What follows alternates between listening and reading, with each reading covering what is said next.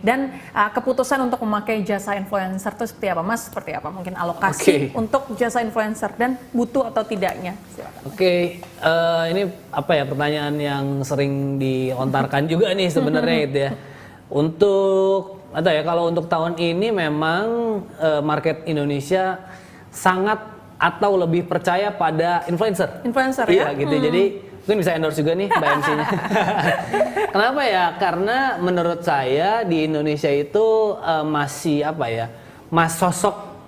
sosok manusia itu akan lebih dipercaya daripada si brand itunya sendiri gitu ya. Nah, jadi kalau dari saya justru kalau sekarang itu, nah ini mungkin bisa dicatat juga ya. Kalau influencer itu kita sekarang bagi 3, ada yang nano. Nano itu tuh biasanya kita nyebutnya 1.000 lah ya sampai 10.000. Ada mikro dari 10.000 sampai 50.000. Ada yang mikro, ada yang makro. Kalau yang makro itu ya tadi ya 50.000 sampai ke atas lah, juta-jutaan gitu ya. Nah, justru Neon tuh sekarang cuma mainnya di 2 ini, nano sama di mikro. Kenapa? Karena mereka itu cenderung lebih valid, cenderung lebih lebih oke engagementnya, dan cenderung lebih kayak ini mah bukan dibayar. Kebayang nggak? Nah tadi ya saya mengalami zaman waktu dulu 2014, ketika pas lagi dulu tuh belum ada istilahnya KOL influencer gitu ya, dulu tuh artis gitu. Nah, waktu itu karena kenal kita kasih, kita ada dulu namanya Sarah Aska, sampai sekarang pun masih ngebantuin. Ketika dia pakai itu ya bener-bener kayak natural, organik gitu. Itu beli di mana gitu ya, apa dan lain sebagainya. Tidak ada tuh yang nanya, ini mah di endorse gitu, ini mah apa dan lain sebagainya dibayar gitu dan lain sebagainya. Jadi kalau saran saya tadi yang pertama adalah coba kita nyebutnya seeding ya. Seeding itu kita ngirim artikel-artikel, coba deh cari ke teman-teman yang tadi nano influencer aja dulu gitu ya. Terus tadi yang pertanyaan selanjutnya tadi ya, kalau ini resepnya aja sih. Kalau mau main di TikTok itu kalau bisa pakai HP doang. Terus kita nyebutnya unfilter mungkin. Kalau apa unfilter itu? Kalau misalkan, let's say gini, kalau misalkan tas gitu ya, kalau kita photoshoot itu kan pasti produknya bagus lah ya, produk di dalamnya ya maksudnya, esensial produknya itu. Nah kalau TikTok itu tuh videoin aja apa yang sebenarnya terjadi di dalam tas itu. Mau pakai tiba-tiba lagi ada bawa kantong kresek atau misalkan mau bawa cemilan dan lain sebagainya, itu videoin aja. Nah, jadi algoritmanya TikTok itu adalah gimana caranya dia itu kita nyebutnya se-naked mungkin gitu.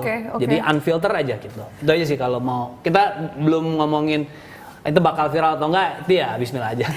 Se-relatable mungkin kayaknya Mas ya dengan kehidupan sehari-hari. Kan kita kalau namanya kehidupan sehari-hari nggak segitunya estetik gitu ya. Kita masukin apapun gitu di tas ya. Oke. Menarik itu ya tipsnya sebenarnya. Yang kedua pertanyaan dari Blitar nih ya.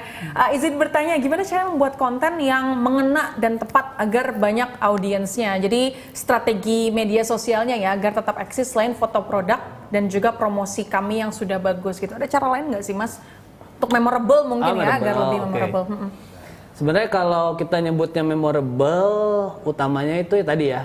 Kalau sekarang tuh bukan saatnya kita hard sell kalau Neon nyebutnya. Jadi kita tuh gimana caranya bisa soft sell atau misalkan ya walaupun kalau kita nyebutnya UUD lah ya, ujung-ujungnya jualan gitu ya. Nah, jadi gimana caranya kan video tuh let's say lah semenit gitu ya. Atau misalkan di stories itu 15 detik gitu. Nah, gimana caranya 3 detik pertama itu yang harus clickbait lah gitu ya sebutannya. Nah, tapi itu gimana caranya juga tidak sama sekali jangan tiba-tiba langsung ini harganya. Nah, jangan kayak gitu dulu. Jadi gimana caranya kalau misalkan bikin video, bikin posting dan lain sebagainya itu kita nge-run through dari awalnya adalah ini tuh function loh, ini tuh kita kemarin lagi ada event ini loh, dan lain sebagainya. Nah, baru biasanya kalau kita di feeds ya pakai carousel gitu. Nah, itu tuh slide 1 sampai slide 9 itu tuh kayak foto-foto biasa aja.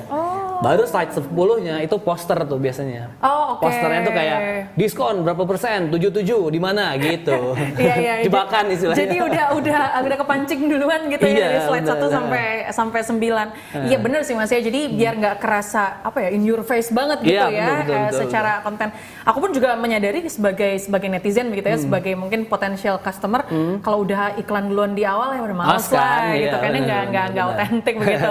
Selanjutnya Mas ya, pertanyaan dari dari Makassar nih sepertinya yang bertanya, pemilik usaha F&B ya Mas ya, bertanya bagaimana cara menentukan target market dalam membuat konten agar kontennya tepat sasaran ya, masuk ke profile reel atau page mereka, dan bagaimana cara meningkatkan followers dan waktu yang cocok untuk menggugah konten, ada nggak sih Mas itu tips and triknya?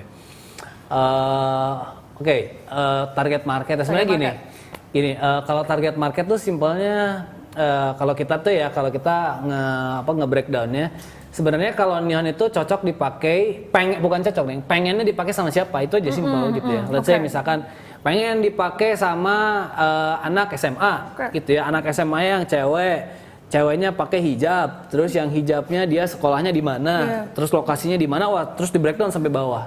Nah kalau tadi kan saya lihat itu kan bisnisnya kuliner ya, F&B ya kan F&B ya. Nah itu balik lagi kalau F&B itu ya kebetulan saya juga baru punya F&B, balik lagi F&B itu sebenarnya masalahnya rasa sih.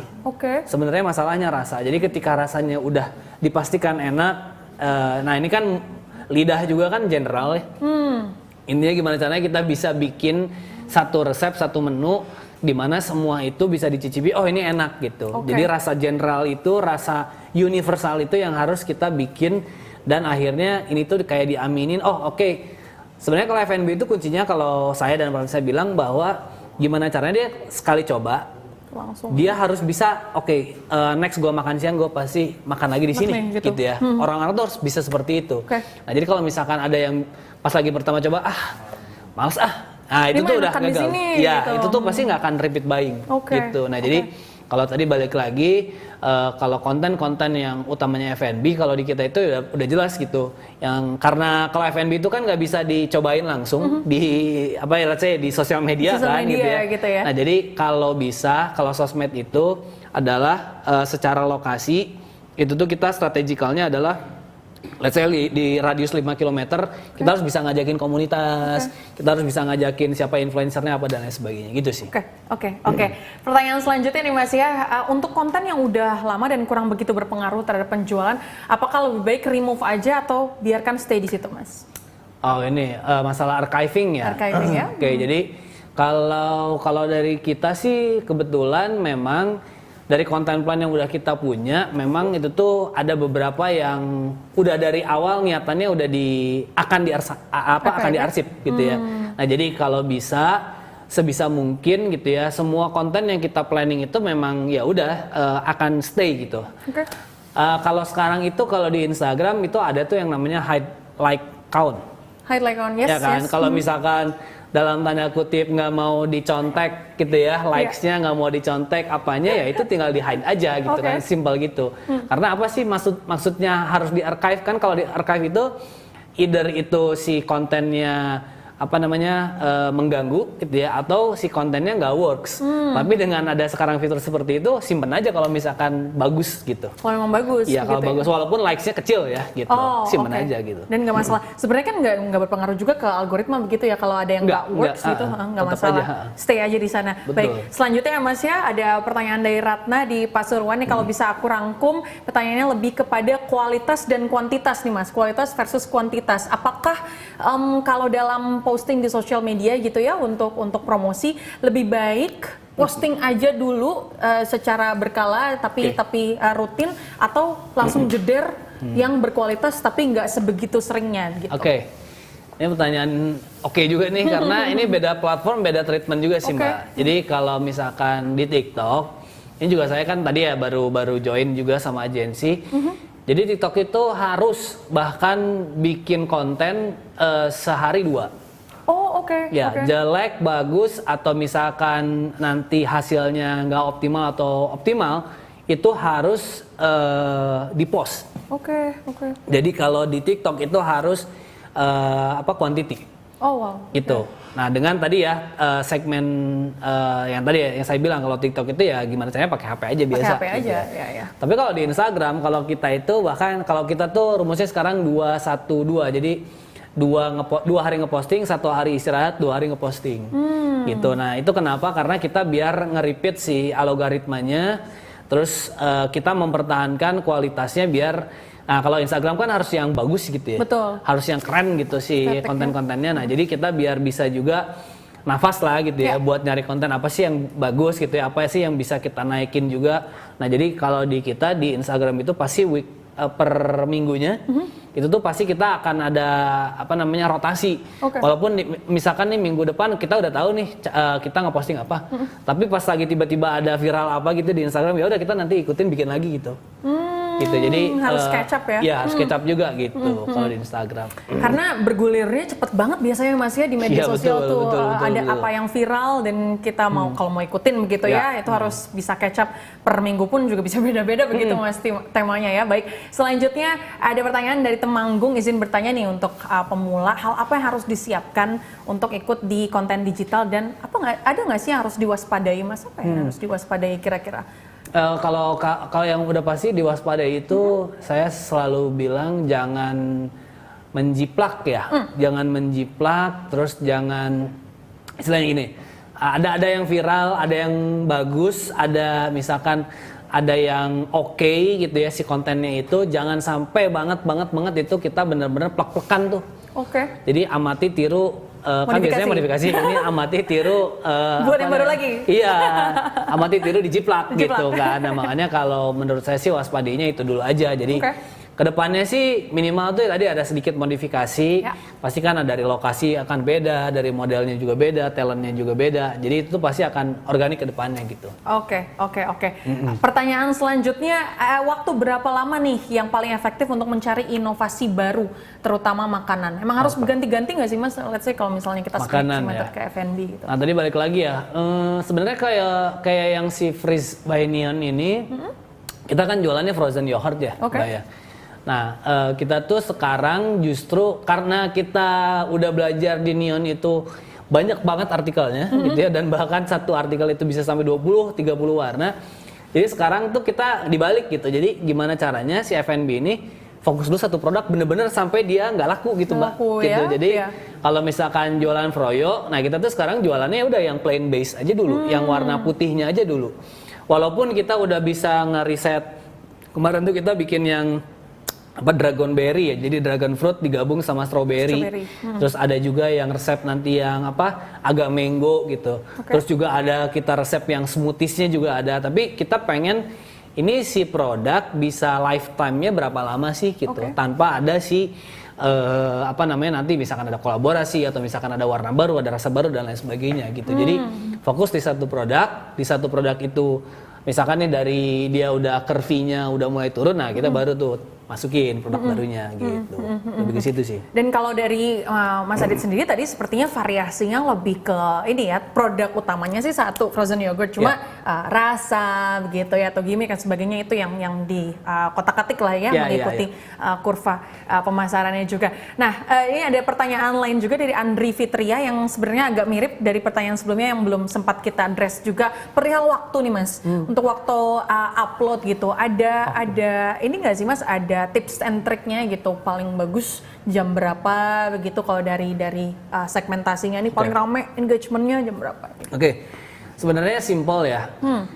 Kalau mau ngomongin seperti itu kan akhirnya beda-beda ya target market dan lain apapun lah sebagainya. Tapi kalau saya selalu bikinnya gini, dari Senin sampai Jumat pasti kan orang itu akan kerja. Gitu ya, kebanyakan orang pasti akan kerja. Apalagi di hari Senin itu pasti kita nyebutnya lazy Monday gitu ya, karena abis weekend kita kerja. Nah jadi biasanya tuh kalau Senin itu tuh peaknya biasanya tuh orang lagi males gitu ya untuk kerja nih. Nah biasanya tuh nanti di siang. Terus kalau misalkan dari Selasa sampai hari Kamis itu tuh pasti penuhnya itu akan setelah bekerja tuh, biasakan di jam 5 sampai jam 8 malam gitu ya. Terus kalau Jumat, kalau Jumat kan itu udah jelas-jelas ya Friday TGIF gitu ya. Nah TGIF tuh biasanya dari siang tuh bahkan orang-orang udah kayak udah kayak. Sih. Aku kalau kerja udah gitu ya. Udah scroll aja kan gitu. Nah apalagi kalau Sabtu, tuh resepnya biasanya orang itu di pagi itu, karena kalau malam orang pasti ya ada yang pacaran, ada yang jalan-jalan gitu. Biasanya tuh low tuh kalau Sabtu. Tapi kalau Minggu, dibalik kalau Minggu itu biasanya dari siang sampai ke malam itu yang pasti orang nge-scroll, karena kan besoknya udah mau kerja atau mau sekolah kan pasti ya udahlah santai dulu, gabut dulu gitu kan. Jadi kalau dari Senin sampai Minggu kurang lebih kita nge-forecast-nya apa yang kita rasain juga sih sendiri gitu. Oke. Pertanyaan selanjutnya nih Mas, nih sorry ya Mas kalau agak banyak. Banyak banget udah masuk puluhan pertanyaan nih kita address kalau bisa satu persatu. Cara membuat ide terbaik untuk content creating nih, Mas Adit kalau udah mumet banget gitu ya, inspirasinya biasanya Mas Adit dari mana sih kalau udah berbagai cara gitu ya? Akhirnya dari mana sih kita bisa dari hal-hal terkecil atau apa sih biasanya kalau ide tuh? Sebenarnya kalau ide itu satu traveling sih kalau saya ya gitu. Jadi sekarang traveling nih dari Bandung ke Jakarta. Kemarin pun saya baru beres traveling juga tuh, kita ngadem di Lembang. Jadi sebenarnya kreatif atau misalkan unsur-unsur artistik itu tuh nggak bisa datang dengan cara cuma stay di kasur tempat, gitu ya, cuma stay misalkan di meja kantor apa dan lain sebagainya. Jadi justru kalau kita tim kreatif yang kita sebut di kantor itu, mereka itu saya suruh jalan-jalan gitu, bahkan suruh coba cek ke toko teman kita tuh kemarin baru ada rilis apa, atau misalkan nih Instagram lagi rame, coba di view apa dan lain sebagainya gitu. Nah jadi kalau ngomongin konten atau misalkan segi kreatif itu nggak bisa cuman dari kita berdiam diri. Terus yang keduanya adalah yang jelas ya, kalau kita itu nggak pernah nge-benchmark langsung dari produk lokal. Jadi kita tuh pasti nge-benchmarknya dari produk internasional. Karena kayak kan banyak tuh orang bilang Amerika itu 20-50 tahun lebih cepat hidupnya daripada di Indonesia kan gitu kan. Nah, jadi dari sekarang mungkin teman-teman bisa follow brand-brand dari LA atau misalkan Jepang, Korea atau bahkan Singapura. Nah, mereka tuh lagi tren apa sih di sana gitu. Ya jujurnya kalau misalkan Neon tuh sekarang lagi banyak ke-influence banget sama brand-brand Korea.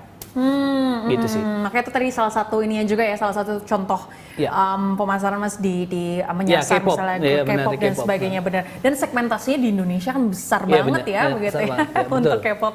Baik, selanjutnya nih, tadi Mas Adit sebenarnya udah nyinggung sedikit ya perihal pemakaian agency begitu ya untuk pemasaran gitu atau ads dan sebagainya. Pertanyaannya juga seputar harus ada SDM khusus nggak sih untuk penggunaan ads? Kalau memang menggunakan gitu ya, Mas Adit menggunakan agency dan sebagainya.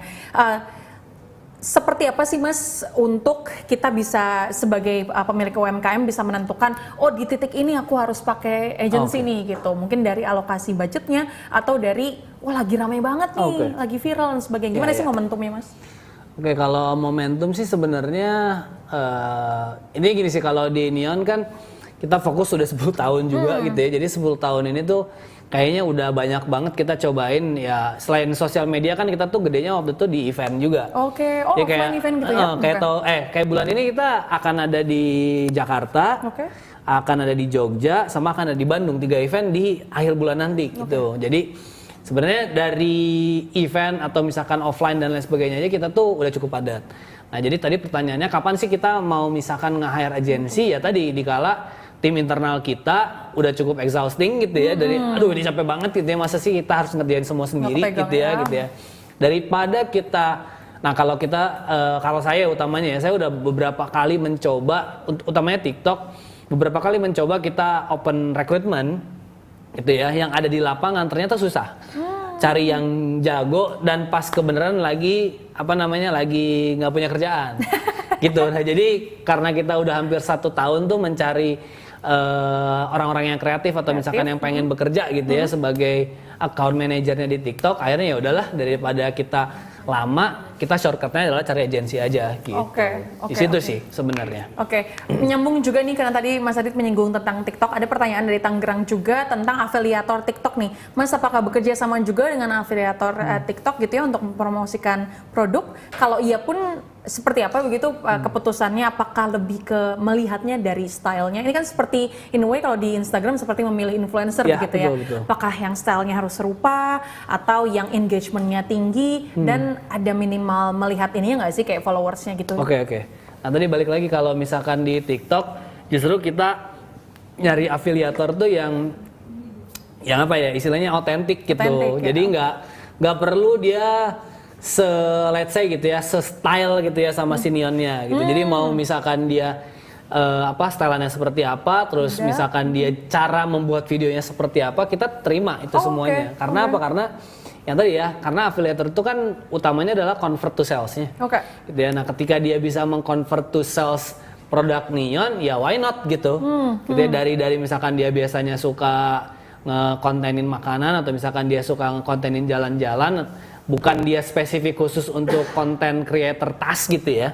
Jadi kita akan tetap hiring sih gitu. Jadi gimana caranya kalau afiliator ini kan tadi balik lagi, afiliator itu kan orang yang banyak dilihat sama banyak orang mungkin di FYP apa dan lain sebagainya gitu. Nah, kita harus bisa tuh mendekati ke area sana juga gitu.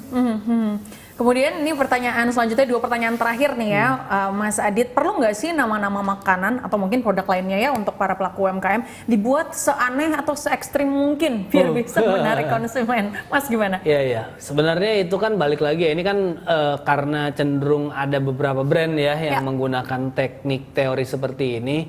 Intinya sih gini, kalau saya punya sebutan namanya 360 activation atau 360 experience gitu ya. Nah, jadi ketika cuma namanya doang yang kita ulik gitu ya, tapi dia secara rasa, secara experience kita ketika datang ke outletnya itu biasa aja, jadi ya nggak ada efeknya. Gitu. Jadi ketika punya nama yang bagus, let's say gini lah, mie nasi goreng kuburan gitu. Tapi di situ lu ada dekor kuburannya gitu. Nah, itu kan pasti akan viral gitu dengan sendirinya, atau misalkan yang nyajiannya pakai baju pocong gitu kan. Itu kan pasti akan viral gitu, kayak misalkan dengan tema seperti itu kan, kalau di Bandung tuh ada tuh yang Asia Afrika yang pakai baju pocong gitu. Nah, itu hire aja itu tuh. Pasti akan rame gitu. Jadi kalau misalkan punya menu apa dan lain sebagainya, kalau misalkan itu hanya ya cuman satu gitu ya, tidak jadi ada 360 experience-nya, akan percuma. Oke. Pertanyaan terakhir tadi, ada pertanyaan juga perihal ads, balik lagi ke ads. Mas, untuk produksi ads itu apakah kita bisa buat sesimpel mungkin sehingga jatuhnya return-nya ke kita tuh jadi lebih tinggi begitu marginnya ya, karena ads-nya nggak sebegitu mewahnya gitu, efektif. Gimana menurut Mas? Kalau ads sih menurut saya ya, yang paling penting itu bukan dari simple or kompleks gitu ya, tapi yang paling terpenting dari sebuah ads adalah yang tadi, gimana caranya dari satu, ya kita nyebutnya dari satu konten, kalau kita tuh nyebutnya dari segi produk, promo, terus udah kayak gitu katalog, atau bahkan sampai videonya itu ada. Gitu. Jadi ketika orang ngelihat ads itu tuh, oh saya beli nih karena ini udah cukup lengkap gitu. Nah, biasanya gimana sih cara bikin ads yang bisa seperti itu? Ya pakai konten video gitu. Nah, kalau konten videonya dia bisa dalam waktu 15 detik menjelaskan konten promonya apa, ya udah dia pasti winning gitu si kontennya. Jadi nggak perlu kompleks gitu ya, takutnya ada juga yang dikatakan sebagai ini kan attention span juga kan. Betul.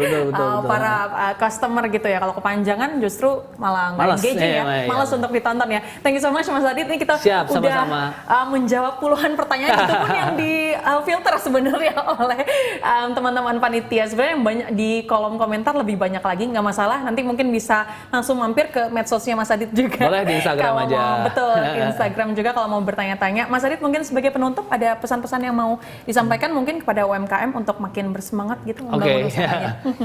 Kalau tips and triknya dari saya sendiri sih ya pasti gitu ya, apapun itu, tadi juga saya kan ngelihat segmen yang pertama, mau dari usaha yang kecil banget atau gerobak atau apa dan lain sebagainya sampai yang gede banget, intinya sih semua juga pasti akan ada prosesnya gitu ya. Dimana sih proses itu, yang saya selalu bilang kalau untuk diri saya sendiri, kita nggak bisa tuh ngebandingin, let's say, wah dia udah kaya duluan nih gitu ya. Nah, kita tuh harus ngelihatnya adalah prosesnya dia seperti itu akan seperti apa sih gitu ya. Jadi yang paling terpenting untuk sebuah bisnis itu adalah bukan dari hasil akhirnya yang dilihat, tapi prosesnya yang dilalui. Let's say nih, Neon baru 10 tahun, tahun ke-1 sampai tahun ke-10 itu udah ngelewatin apa aja. Nah, itu baru tuh pantas gitu. Oh ternyata si Mas Adit 10 tahun tuh akan seperti ini ya. Kalau saya bisa men-shortcut dari 10 tahun jadi cuma 1 tahun atau 5 tahun, ya lakukan itu. Kenapa enggak? Gitu. Iya, gitu kenapa enggak gitu. Thank you so much Mas Adit ya, sudah menginspirasi para pelaku UMKM juga. Kita sedikit diberikan ini nih ya, rahasia dapurnya Mas Adit. Enggak apa-apa, biar bisa mengikuti jejak Mas Adit dan juga Neon Holdings ya. Semoga teman-teman UMKM bisa langsung mempraktekannya juga dan bisnisnya bisa langsung meroket gitu ya setelah acara ini. Baik, seperti yang setelah dijelaskan ya di awal acara, selain pelatihan bisnis oleh mentor-mentor yang inspiratif, rekan-rekan UMKM juga juga bisa melakukan self-learning pada platform Akademi Jagoan dan Grab Academy yang bisa diakses setelah rekan-rekan UMKM terdaftar jadi Grab Merchant, seller di aplikasi Bukalapak dan juga mitra Bukalapak. Nah, sebelum kita tutup sesi Q&A-nya, siapa yang mau hadiah nih ya? Kita tadi sudah mengikuti sesi banyak sekali beberapa pembicara yang sudah membicarakan ilmu dan juga tips and trick di berbagai tema juga. Langsung aja kita akan mengadakan kuis yang ada kaitannya nih, apalagi untuk para pelaku UMKM yang mengikuti tadi acaranya. Semoga menyimak tema-temanya seperti apa dan sebagainya, karena kita sudah memiliki kuis dengan hadiah voucher dari Bukalapak dan Grab yang bisa menjawab pertanyaannya nih ya. Hadiah voucher sebesar Rp100.000 untuk 10 orang pemenang yang nanti akan diumumkan pemenangnya di WhatsApp grup ya. Langsung aja kita menuju ke kuis berikut ini. Iya, baik, langsung aja kita akan mengikuti kuis yang pertama. Jangan lupa untuk ini dia formatnya mengikuti kuis. Kalian sudah memiliki akses di kolom chat dan komentar.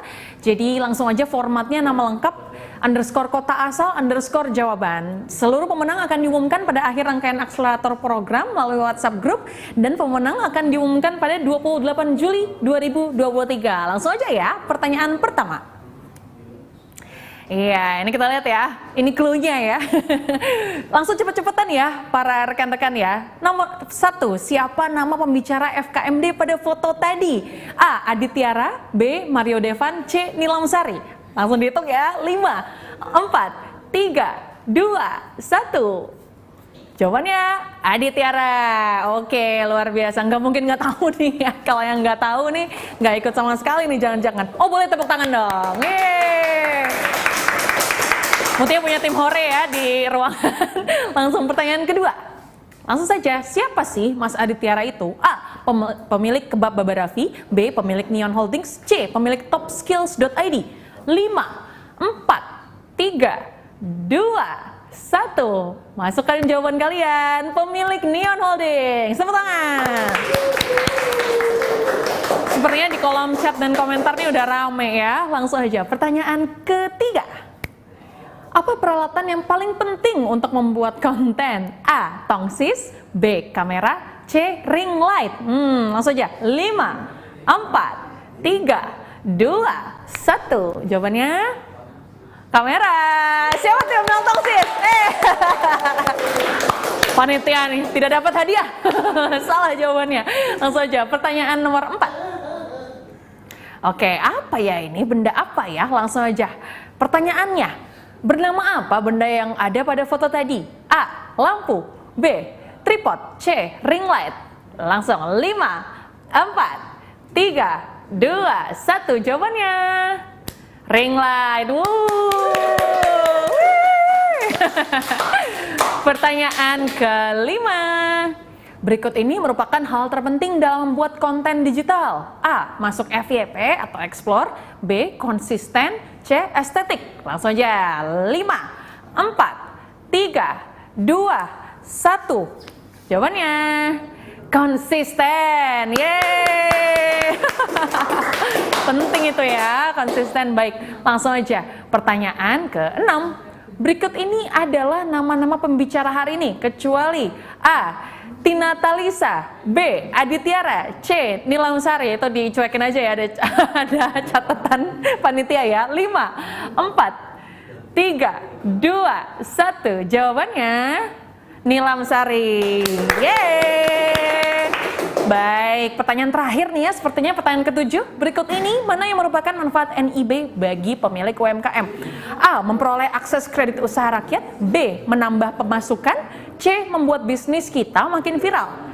Langsung saja. 5, 4, 3, 2, 1. Jawabannya A. Memperoleh akses kredit usaha rakyat. Pastinya jawaban-jawabannya ini sebenarnya cukup mudah asal kalian menyimak ya dari tadi rekan-rekan peserta akselerator. Baik, sekali lagi nanti pengumuman pemenangnya akan diumumkan di WhatsApp grup di akhir acara rangkaian akselerator ya di 28 Juli 2023. Terima kasih untuk para peserta tadi yang udah ikutan cepet-cepetan begitu ya untuk mengikuti acara dan juga kuisnya. Tadi udah dapat banyak sekali ilmu dari para pembicara dan juga jangan lupa karena selain kuis tadi ya dengan 7 hadiah tadi akan ada kejutan atau challenge berhadiah keren lainnya yang ada di webinar-webinar selanjutnya. Pastinya nggak sabar banget ya untuk memenangkan hadiahnya. Makanya ikuti terus rangkaian webinarnya dan jangan lupa untuk gabung ke WhatsApp grupnya untuk mengikuti info-info terbaru. Selanjutnya saya akan menjelaskan cara-cara untuk rekan-rekan UMKM dapat bergabung menjadi seller di Bukalapak, mitra Bukalapak dan untuk menjadi Grab Merchant. Untuk tergabung menjadi merchant and seller, rekan-rekan bisa mengunjungi website www.kotamasadepan.com. Lalu klik laman Jadi Mitra, kemudian rekan-rekan dapat memilih ingin menjadi mitra Grab, mitra Bukalapak, atau pelapak Bukalapak. Langkah-langkah pendaftaran dapat diakses melalui web tersebut ya. Jika sudah terdaftar, silakan mengunggah produk-produk yang dijual oleh rekan-rekan UMKM. Dan jika sudah terdaftar menjadi mitra Bukalapak, silakan untuk bisa menawarkan produk virtualnya ke pelanggan di sekitar rekan-rekan ya. Terima kasih banyak kepada teman-teman UMKM peserta akselerator, para tamu undangan, dan para pembicara hari ini yang tentunya sangat menginspirasi yang sudah mau untuk meluangkan waktunya untuk hadir dalam acara pembukaan akselerator Kota Masa Depan bersama Grab, Mtek, dan Bukalapak. Supaya teman-teman UMKM bisa tetap update terkait informasi-informasi dan juga ilmu baru, yuk join grup WhatsApp yang nantinya akan banyak sekali sharing-sharing mengenai informasi terbaru hingga mentoring, kesempatan mentoring di dalam grup tersebut. Untuk mengikuti grupnya bisa kunjungi dan registrasi melalui website sekali lagi www.kotamasadepan.com. Ya langsung aja join dan dapatkan banyak sekali manfaatnya. Rekan-rekan UMKM peserta akselerator yang luar biasa. Nggak terasa ya, kita udah mencapai penghujung acara. Akhir kata, saya dan segenap kru yang bertugas hari ini mengucapkan terima kasih dan sampai jumpa kembali di acara selanjutnya. Jangan lupa untuk ikuti terus rangkaian webinar selanjutnya dan menangkan total hadiah sebesar 20 juta rupiah. Mari terus timba ilmu sebanyak-banyaknya dan terbangkan UMKM kita sejauh mungkin dengan berani digital. Serta percaya bahwa usaha tidak akan mengkhianati hasil. Sebagai penutup saya mau ngasih sedikit pantun nih ya, dijawab ya panitia ya. Jalan-jalan ke kota Jember. Jangan lupa mampir ke Tanjung Papuma. Teman-teman terima kasih sudah hadir. Jangan lupa ikuti webinar selanjutnya. Selamat sore. Wassalamualaikum warahmatullahi wabarakatuh. Kecil-kecil kotaku kecil, biar kecil karyanya besar. Kecil-kecil dagangannya